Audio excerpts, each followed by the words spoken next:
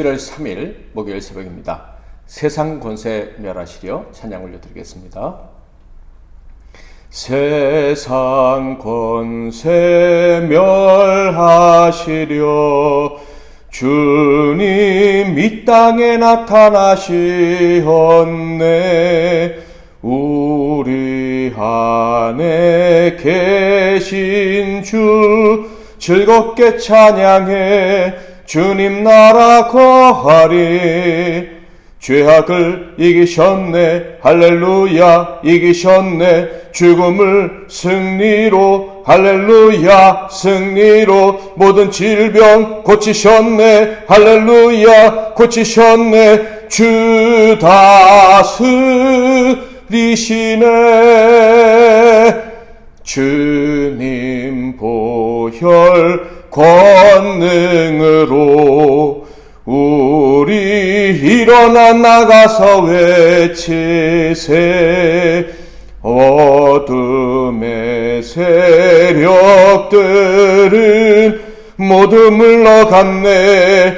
승리하신 나의 주 죄악을 이기셨네. 할렐루야. 이기셨네. 죽음을 승리로. 할렐루야. 승리로. 모든 질병 고치셨네. 할렐루야. 고치셨네. 주 다스리시네. 오늘 하나님께서 주시는 은혜의 말씀은 구약성경 다니엘서 7장 말씀이 되겠습니다. 다니엘서 7장 말씀 중에서 27절부터 봉독해 드리도록 하겠습니다. 나라와 권세와 온 천하 나라들의 위세가 지극히 높으신 이의 거룩한 백성에게 붙임바 되리니 그의 나라는 영원한 나라이라. 모든 권세 있는 자들이 다 그를 섬기며 복종하리라. 그 말이 이에 그친지라. 나 다니엘은 중심에 번민하였으며 내 얼굴빛이 변하였으나 내가 이 일을 마음에 간직하였느니라. 아멘. 오늘은 내 짐승과 한 사람, 내 짐승과 한 사람이란 제목으로 하나님 말씀을 상고하겠습니다. 예레미야서와 다니엘서를 우리가 묵상하고 있는데요. 곧 유다 멸망과 멸망 후 포로기에 대한 기록을 묵상하고 있는데, 이 말씀들을 묵상하면서 드는 생각은 사람은 참으로 작고 무지하다라는 것입니다. 하나님이 가르쳐 주시는 것은 어떻게 보면 매우 간단한 것처럼 보이기도 하는데, 그 가르침을 온전히 받아 자신의 것으로 삼기 위해서는 인간에게 참 많은 시간이 필요하구나 하는 것이 느껴지기 때문입니다. 그리고 결국 그 지식은 결코 작은 것이 아니구나.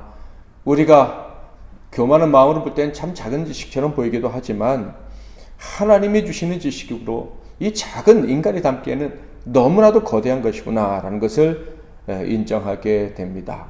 하나님께서 우리에게 주시려는 그 지식은 얼핏 보면 작아 보이는 것 같아도 너무나도 위대한 것이고, 우리의 인생 전체를 책임져주는, 영원히 책임져주는 지식이기 때문에 오히려 이스라엘 모든 역사를 통틀어 그 긴 기간 다 모은다 할지라도 참 지식을 얻기에는 짧은 시간이겠구나라는 생각을 해봅니다.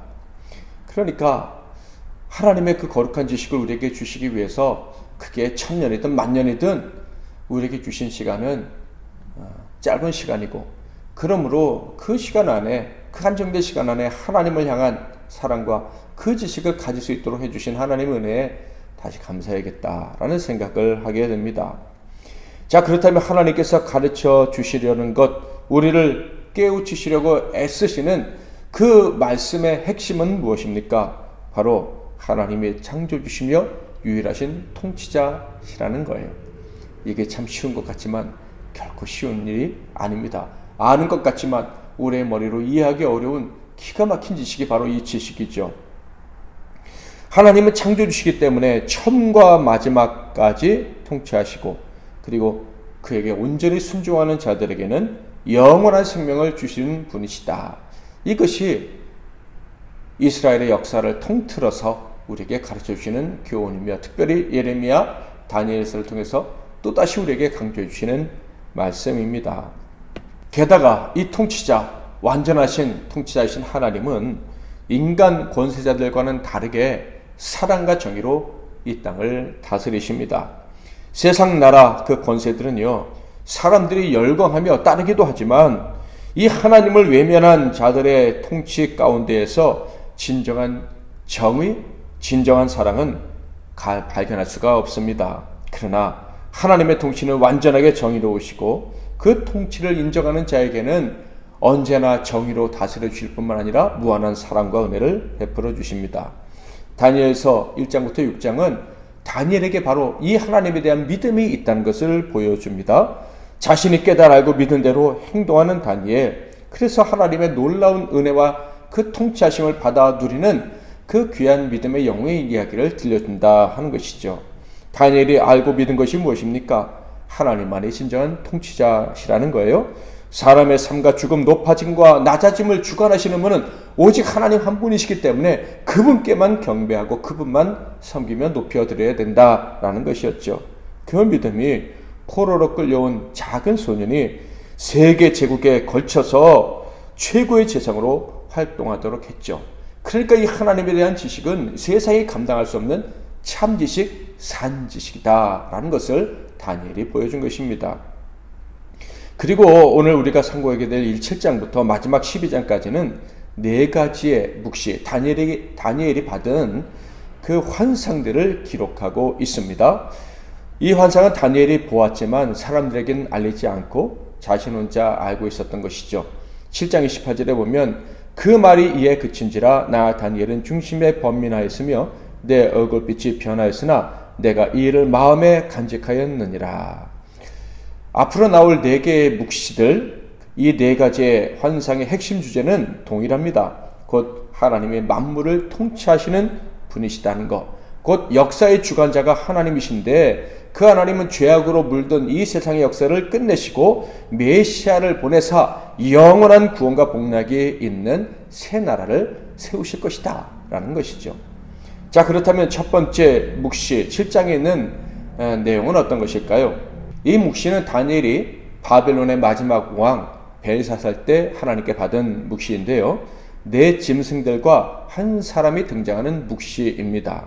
여기서 네 짐승들은 다음과 같은 형상을 가졌는데 하나는 독수리의 날개가 있는 사자와 같고 또 하나는 이 사이에 세 개의 갈빗대를 물고 있는 탐욕스러운 곰과 같고 세 번째는 새의 날개 4개와 4개의 머리를 가지고 있는 표범과 같고 네 번째는 열불과 쇠로 된 이를 가지고 있는 세상의 어떤 짐승과도 닮지 않은 짐승이었습니다. 이 네 짐승들은 각각 바벨론, 바사, 페르시아죠. 헬라와 로마를 상징하는 것으로 여겨집니다. 그러니까 이 네 짐승들은 바로 세상 나라, 세상 권력을 상징하는 것이고 이 나라들은 사람의 환호를 받기도 하겠지만 근본적으로 악한 것, 흉측한 것임을 말씀해주고 있는 거예요. 그러므로 이들의 운명은 하나님의 심판대에 사는 것이죠.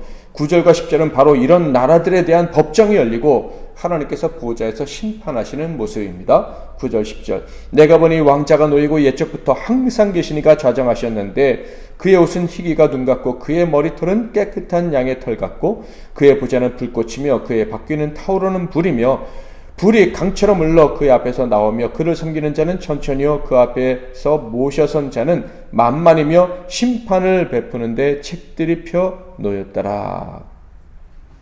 자, 그렇다면 세상은 이렇게 하나님의 심판을 받고 소멸하게 될 것인가요? 세상은 완전히 없어지는 건가요? 그렇지 않습니다. 하나님께서는 이 세상 나라들을 심판하신 후에 완전한 새 나라를 세울 왕을 보내십니다. 그리고 세상에 있었던 자기 백성들이 그 나라에서 영원한 복락을 누리고 살게 하시는 것이죠. 그 왕이 누구냐? 바로 한 사람, 인자같은 이로 묘사되고 있는 메시아, 곧 예수 그리스도입니다. 7장 13절 14절 내가 또 밤 환상 중에 보니 인자같은 이가 하늘 구름을 타고 와서 옛적부터 항상 계신 이에게 나아가 그 앞으로 인도되매 그에게 권세와 영광과 나라를 주고 모든 백성과 나라들과 다른 언어를 말하는 모든 자들이 그를 섬기게 하였으니 그의 권세는 소멸되지 아니하는 영원한 권세요 그의 나라는 멸망하지 아니할 것이니라. 아멘. 우리는 이 묵시의 내용을 살펴보면서 이미 그것이 어떤 의미인지를 조금은 알게 되었습니다. 그러나 이 묵시를 처음 받은 다니엘은 크게 범민할 수밖에 없었죠. 그 무서운 묵시, 그 환상의 의미가 무엇인지 알지 못했기 때문입니다. 15절 나 다니엘의 중심에 근심하며 내 머릿속의 환상이 나를 범민하게 한지라. 그러나 하나님께서는 곧 천사를 보내셔서 그 묵시의 내용을 알려주셨죠. 그것이 16절부터 28절까지 쭉 나와 있는데요. 16, 17, 18절은 그 설명에 대한 요약이라고 할 수 있겠습니다. 세상 나라는 심판을 받게 되고 성도들은 영원한 새 나라에서 살게 될 것이다 라는 말씀이죠. 한번 읽어볼까요? 내가 그 곁에 모셔선 자들 중 하나에게 나아가서 이 모든 일의 진상을 물으매 그가 내게 말하여 그 일의 해석을 알려주며 이르되 그 내 큰 짐승은 세상에 일어날 내 왕이라 지극히 높으신 이의 성도들이 나라를 얻으리니 그 누림이 영원하고 영원하고 영원하리라. 자, 그렇다면 성도들은 어떻게 새로운 나라에, 그 영원한 나라에서 살게 되는 걸까요? 메시아가 오셔서 세상 나라들로 인해 고통당하던 성도들의 원한을 풀어주셨기 때문입니다. 원한을 풀어주시고 그 거룩한 나라 백성으로 받아주셨기 때문이죠. 22절 예적부터 항상 계신 이가 와서 지극히 높으신 이의 성도들을 위하여 원한을 풀어주셨고 때가 이름에 성도들이 나라를 얻었더라. 물론 25절에 보면 세상 나라가 거룩한 나라에 순순히 항복하지 않고 한 때와 두 때와 반 때, 곧 3년 6개월 동안 성도들을 박해하면서 아주 저항할 것이다 라고 말씀하고 있어요. 3년 6개월이 실제 기간인지 아니면 상징적 기간인지는 해석하기 어려운 부분이 있으나 저항하는 세상 나라, 성도를 박해하는 세상 나라에게 주어진 시간은 그렇게 길지 않을 것이다. 성도들의 박해 역시도 그렇게 오랜 기간 계속되지는 않을 것이다 라는 것을 보여줍니다. 그 최후의 세상의 발악은 다음과 같이 정리되고 완전한 나라가 세워질 것이다 라고 말씀하고 있어요. 26절 27절 그러나 심판이 시작되면 그는 권세를 빼앗기고 완전히 멸망할 것이요 나라와 권세와 온 천하 나라들의 위세가 지극히 높으신 이의 거룩한 백성에게 붙임받으리니 그의 나라는 영원한 나라이라 모든 권세에 있는 자들이 다 그를 섬기며 복종하리라. 천사가 들려주는 이 묵시에 대한 해석을 다 들은 후에 다니엘은 어떻게 반응했을까요? 마지막 28절 그 말이 이에 그친지라 나 다니엘은 중심에 번민하였으며 내 얼굴빛이 변하였으나 내가 이 일을 마음에 간직하였느니라. 다니엘은 이런 천사의 설명을 다 듣고 난 후에도 여전히 번민에서 벗어나지 못했습니다. 이는 당연한 것이죠. 그도 역시 한낱 인간에 불과한 그런 존재였기 때문입니다. 벨사살이 다스리던 그 세상에서 살아가는 존재에 불과했기 때문에 그 영원한 하나님의 그 크신 하나님의 계획을 듣는 순간 그냥 마음이 먹먹해지고 번민이 가득할 수밖에 없었던 것입니다. 인간이 하나님의 거대한 계획을 듣는다는 것, 그것은 결코 감당할 수 없는 일이었기에 그에게서 번민이 사라지지 않았죠. 그래서 그는 이 모든 일을 듣게 되었으나 사람들에게 발설하지 않고 마음에 간직해 두었다고 합니다. 그 이유는요, 먼저는 충격이 너무 컸기 때문이고 두 번째는 영적 체험은 함부로 발설해서는 안 되는 것이기 때문이었죠. 한 사람이 하나님의 특별한 영적 체험을 하게 된다? 그것이 엉터리 체험이 아니고 인격적인 체험이다? 그렇다면요, 겸손해지는 것이 정상인 거예요. 함부로 발설함으로 자신을 높이는 수단으로 삼을 수 없다. 자신을 신령한 자처럼 만들 수 없다. 함부로 발설을 함으로 자기도 감당하지 못하는 영적 지식을 세상에 알림으로 세상에 혼돈을 주는 그런 일은 할 수 없다는 것을 느끼기에 함부로 말할 수가 없는 것이죠. 사랑하는 성도 여러분, 우리는 우리 자신을 이렇게 설명할 수 있을 거예요. 그 다니엘을 통해서 하나님의 묵시를 받은 사람들이다 라고 말이죠. 다시 말해 세상 역사를 주관하신 하나님과 그분의 계획을 알게 된 사람들이다 라는 거예요. 이 묵시대로 메시아가 오셔서 거룩한 하나님 나라를 이미 세우셨다는 것을 압니다. 우리는 그 나라 백성이 되었고 이제 그 나라에 들어갈 남은 백성들을 모집하는 일이 끝나면 이 세상 역사가 완전히 끝나게 될 것이라는 것을 우리는 알고 있는 특별한 존재들입니다. 그렇다면 이 마지막 순간, 이 세상 나라가 완전히 멸망하기 전에 우리가 어떤 사명을 가지고 살아가야겠습니까? 먼저 역사를 주관하신 하나님 앞에 겸손해야 되겠죠. 언제나 그의 통치를 구하며 살아가야 할 것입니다. 달리 표현하면 절대로 세상 나라, 세상 정치, 세상에 힘 있는 자들을 의지하여 살지 않겠다는 결단이 필요합니다. 우리를 살게 하실 분은 하나님이시다. 하나님밖에 없다라는 믿음으로 굳게 서야 한다는 것이죠. 그리고 그 나라에 들어가야 될 남은 자들을 구원하는 그 일에 매진해야 할 것입니다. 곧 끝나게 될 세상 역사와 곧 닫히게 될 천국문에 대해 알리고 최후의 날을 준비하며 살아가야 할 것입니다.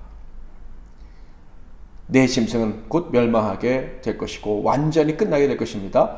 한 사람, 인자 예수 그리스도께서 다시를 영원한 나라가 이제 완전하게 임할 것임을 아는 저희들, 오늘도 주님만 바라보며 또 그 나라를 전하며 살아갈 수 있기를 축복합니다. 말씀 붙잡고 기도하시고 승리하시는 하루 되시길 바랍니다. 기도하겠습니다. 하나님 아버지, 우리에게 은혜를 주셔서 이 마지막 때 한 사람, 유일한 왕 예수 그리스도를 알고 그 나라 백성이 되게 해주시니 감사합니다. 세상은 여전히 그 나라를 알지 못하고 세상 나라를 의존하며 세상 나라의 일에 자신의 운명이 달려있다고 착각하고 이리 hil비하며 살아가고 있습니다.